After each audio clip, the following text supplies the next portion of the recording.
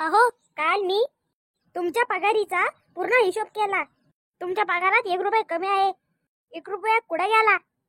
अगं बाई, मी तुला 1 रुपया आणून देतो. सकाळी सकाळी असं भंडण नको लो माझ्यासमोर. आणून देतो म्हणजे? अगं सगळं सांगतो तुला. मी शाळेतून आलो, मला शाळेत जायचंय. ते काय नाही, 1 रुपयाचा हिशोब लागल्याशिवाय शाळेत जायचं नाही. कुठल्या तरी फालतू बाईवर उडवले असते पैसे. 1 रुपया कुठल्या बाईवर उडवला? नाही हो, मला ती चपली हाणायची. कोणती बाई तुम्हाला चपलीनं मारन? आणि तुम्हाला कसं काय माहित झालं की तुम्ही मला फसवताय?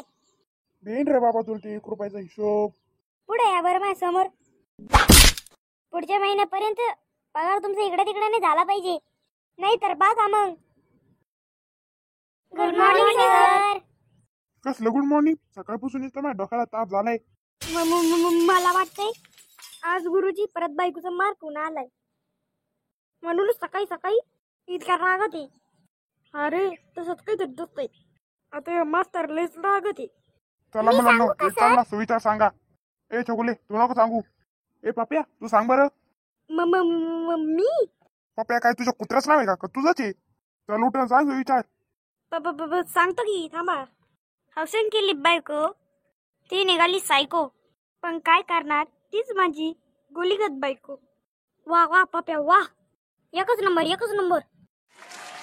पाप्या आणि गोट्या, तुम्ही दोघं पुढे या बरं इकडं. पप्या, मास्तरला आपला सुविचार आवडला वाटते.